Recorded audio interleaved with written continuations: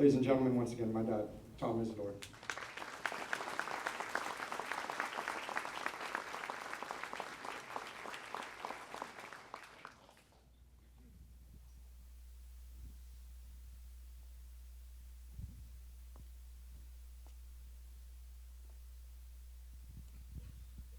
He sort of left me a little speechless. You notice that he's a little bit taller than me. At one point, we were actually the same height. I think he was in ninth grade. Things have definitely gone downhill for me after that. I think I probably have approached or been involved in EMS a little bit differently than some of the other speakers. You know, I didn't start in EMS. In fact, where I started was just going up the hill into Homestead, go up to 12th Avenue. Homestead Junior High School was set up there. And that's where I started my professional career as a teacher. Here I was with 7th and 8th graders, brand new teacher, and boy, were they tough. But I enjoyed every minute of it. And I worked my way through the first year. And then now we're coming into I'm gonna say June after my first year. And I realized I got 3 months off. What the hell am I gonna do? I've always had an interest in healthcare. You have to realize that my mother's family was from the Homestead area. So on Saturday nights, the whole family would gather at my grandparents' house. And the conversation always revolved around healthcare. As the air was blue with smoke, because you couldn't see across the room, and they were all coughing and wheezing, they were talking healthcare. So this sort of gave me that interest, the interest that I needed. And I decided I was going to try to go out and find some way that I could get involved in some area of health care. Well, it ended up that I ended up with the Red Cross. I said, okay, at least I can go and get some information, maybe find out where I want to go with this thing. And let me back up for a second, too, because I missed the point. There was another driving force here. When I started teaching in 1968 in Homestead, they had just settled the contract for the teachers. And when they gave the new contract, I said, wow. I went out and bought a car. That was with a $400 increase. My total wages for that year were $5,100. I needed another job, quick. So now we'll play catch up and fast forward to where I'm going with this. The people that I got to know at Red Cross, they understood my need to get more energy, to get more education. So I would go with them on different outings, community events. And then one of them was over in Elfenwild. There was a community event going on for the weekend, so I went over there. And the nice people at Elfenwild's volunteer fire department let me ride along with them. And it really intrigued me to see that there are things that could be done. So from there, I started looking around. Where could I go that I could be more involved? Where's John Moon? Those yellow pages, you know? So I went through there and ambulance. Okay, there's the starting point. And I started there, and after going to a couple of different places, I ended up at Zephel's ambulance, which was based in East Liberty. Now you have to remember that back then, in the city and a lot of the suburbs, it was routine for ambulance services to be funeral home based.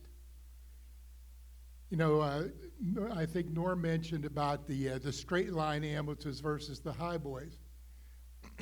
I see it a little differently. The high boys, yeah, the straight line was a converted hearse. And when you were going to take that and make an ambulance out of it, you put a red light in the middle, and they had some fancy little things to put on the roof to make it look more like an ambulance. Took the tray out of the back, and voila, you were an ambulance. At Zeffels, they had one of those, which I used, and we also had a high headroom ambulance that I just realized in talking to Catherine McCon, he had bought off of Monroeville 4. And this vehicle was beautiful in comparison to the hearses. The only thing it wouldn't do is go up Nagley Hill. You know, if for some reason, especially if you hit the siren, it died. Then you had to get out and push the rest of the way, you know. But this was the early experiences that I had with him. And one of the trips, and I'll bring this back,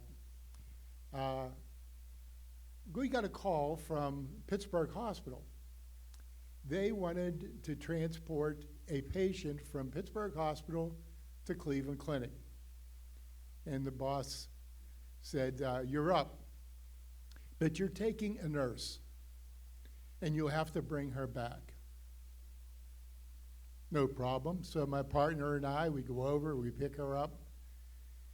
Away we go to Cleveland Clinic, drop the patient off, come out to the truck, excuse me, that's a blip there, come out to the ambulance and get in. I'm leaving Cleveland Clinic.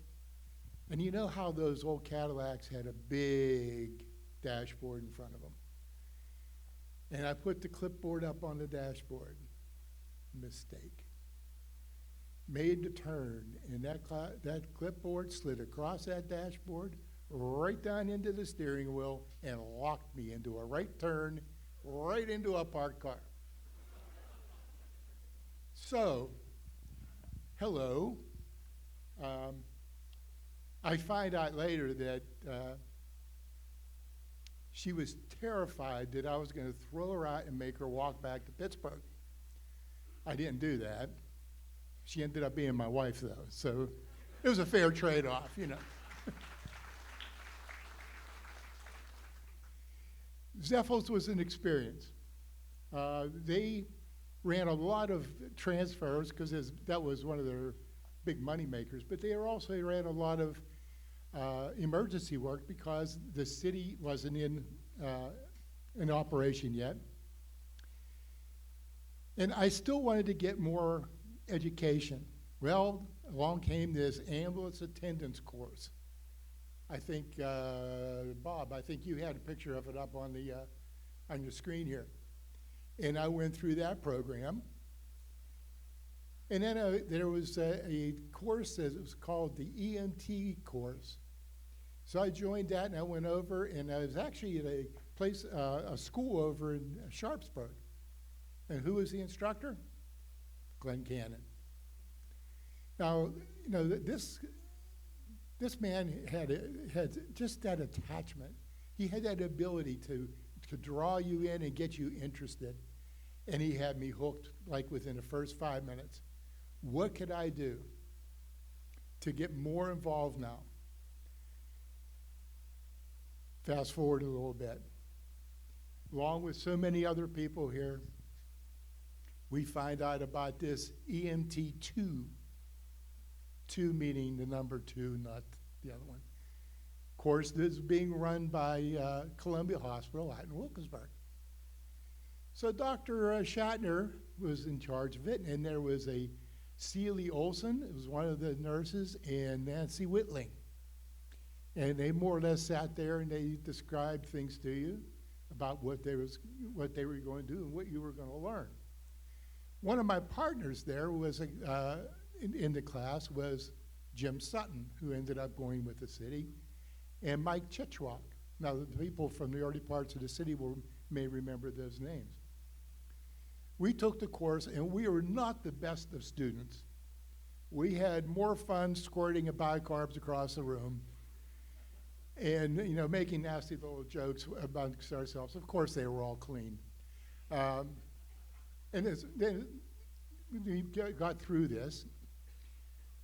At the end of the program, and oh, by the way, the program lasted from September to Thanksgiving. And we had our 3 drugs that Knox brought up, bicarb, lidocaine, atropine. We learned how to read EKGs as best we could, start IVs. And then you took your final exam. Well, my final exam, I'll use other words, I was really concerned about it. So Dr. Shatner calls you in. And those of you who may remember Columbia, there was a back room with about 3 or 4 beds, and Shatner's office was like a cubbyhole sitting back in the corner. And he had his desk and a couple chairs. And he goes, calm. I can't do it the way he did it. He had a way of getting his points across. What do you think about racquetball? Do you think that's a good sport for people? And then he started talking about he had a relationship with a guy by the name of Bob Easer. They were partners in racquetball. And that was my final examination to be an EMT too. Well, same as everybody else has said, go ahead out. If you can't get a hold of me, save the strips. We'll talk about them later. So, okay, I'm out and about. And at that point, Wilkinsburg was between Von Geist Funeral Home and WIMS going into operation. And in the meantime, Zeppel was running those calls into Wilkinsburg. From East Liberty, we would respond into Wilkinsburg. My first night, I think it was one of the very first calls I had, was in Wilkinsburg. It was the potential cardiac arrest. It was a person on the 2nd floor of a house that was already 1 floor from the road. And we get up there, and a gentleman was talking to me and goes out. Now, keep in mind, I had a partner, an apprentice mortician. The rules were a little bit different back then than they are today, So I'm sort of coaching him how to do CPR, and we get through it. Actually, the patient survived in spite of us, and things went well. That career continued on for a while. My next step was while I was putting some of my time in Columbia, I met up with a guy by the name of Don Reed. He was the chief of Monroeville 5 Fire Department. And he had the same interest in EMS that I did. We believed that there should be a way of delivering quality EMS to the community. And not only to the community, but also we were hearing stories about the need for quality transport services also. So we thought we had a niche. We would put together a quality service, paramedic, AOS. We would do transfers. We would back up our neighboring communities like Penn Hills, which we did at the time because we knew a lot of people.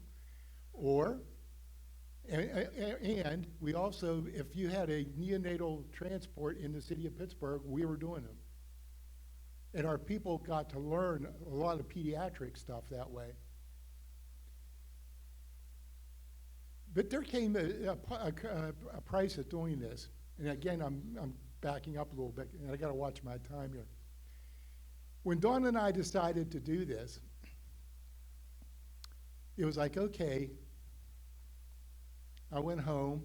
I talked to my wife. I said, hey, Ellen, it looks like Dawn and I would really like to start this ambulance service. We have some really good ideas.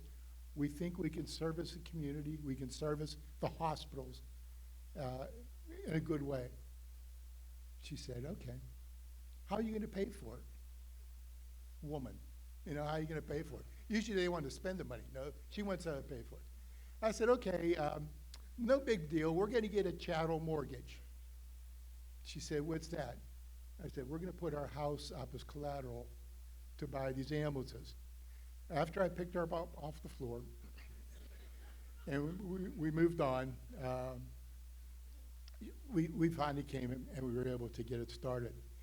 And there's a couple people there that I want to mention because at that point there was a younger, well, he was young then, medic that worked for us, Jim Palafudis, who's now obviously you all know him from Lifelike. And Jim and I actually were working one night just changing out the suspension system on a truck at 1:30 in the morning because we needed all the trucks the next day. But the biggest thing that I learned was how to change an engine because I'd never done that before. And Don and I got one of those Chilton books, put it on the dashboard, on the windshield, and it was like page 1. And we changed that to keep ourselves financially stable and to keep the service rolling. That was a big accomplishment for us. And at the same time, I'm still teaching up on 12th Avenue here in Homestead. Don was working as a technician at Westinghouse, and we were keeping the service going at the same time with ALS. One other person that was involved here was another young medic. It was a Penn Hills medic. And we would, sometimes we run into trouble with nighttime coverage, like all people do. So we would offer him, and he had a buddy that would be willing to run the night calls. But he would only do it if Evie, Don's wife, would wash his clothes. This is Gary Harvat.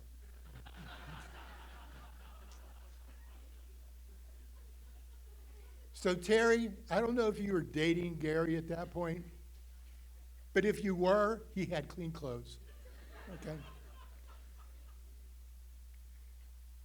Moving on from there is the last stage of my involvement in EMS, which has been the last 33 years, and that is Plum EMS. I got a call from Bob Moran, who you're going to listen to here and soon. Bob had worked for us at Allegheny. He and I had become very good friends. Our wives had become friends. We socialized. It was a nice thing. And he called. He said, hey, you know, we have this service we're starting in Plum. It's going to be a community-based service. And with your experience with Allegheny getting that started, would you be willing to be a part of our team? It tells me that the motto is, what was it again? In partnership with the community. Thank you back there. In partnership with the community. And I found out that to be true. In fact, one of our board members is here today, Greg Saheen. And he was one of the original board members back in 1991. And there was 4 original members, or I'm sorry, there was more than that. But 4 of those people that were members then are still on the board today, which shows you how stable an organization it is. This has been probably the longest I've stayed in any service, 30-some years now. But in this 34 years, I like to say, we're a little service in East, but we've had to work and play with the big services. In Plum, since I've been involved with them, we've had 3, or it's going to be 3 men's opens, 1 women's open, an amateur open, and next year it's 125th U.S. Open, and it will be at Oakmont. By the way, Oakmont Country Club is in Plum Borough. So this is a big thing for our community and for our service. But the point I want to make here in talking about some of this, none of what we do as a community service, taking on projects like this, would be possible without the people in this room. It takes, they say it takes a a community to raise a family. Well, in EMS, it takes all of us working together to take care of these large projects and to make sure we're servicing the community and the people that we serve. This has been, and is towards the end of my career now. I'm privileged to be on the board of directors yet, but I know that my time is coming to an end. But before I leave, because I just hit the 0 button up there, I'm ignoring it too, Jessica, okay? Everybody else has, why shouldn't I ignore it? My wife and my son have given so much of their patience. I mean, there's been times where I left to go on a call and left them to fend for themselves, more or less. I had one story my wife told me not to tell you. I'm going to do it anyway. We had plans to go to Ohio, to Aurora, and we were supposed to leave around 7 o'clock in the morning. I took a 5 o'clock call. I didn't get back in time. The car was gone. I never made that mistake again, you know. In ending to all this, I'd like to say this. This has been, along with my teaching career, a fantastic lifestyle for me. I was able to teach kids and have that reward, and I was able to go out in the community with an avocation or a vocation that I really enjoyed and was able to service the community too. My thank you is to everybody in here who is in EMS, because where I built or I had my history, you are now making your history. And I wish you all the best. Thank you very much.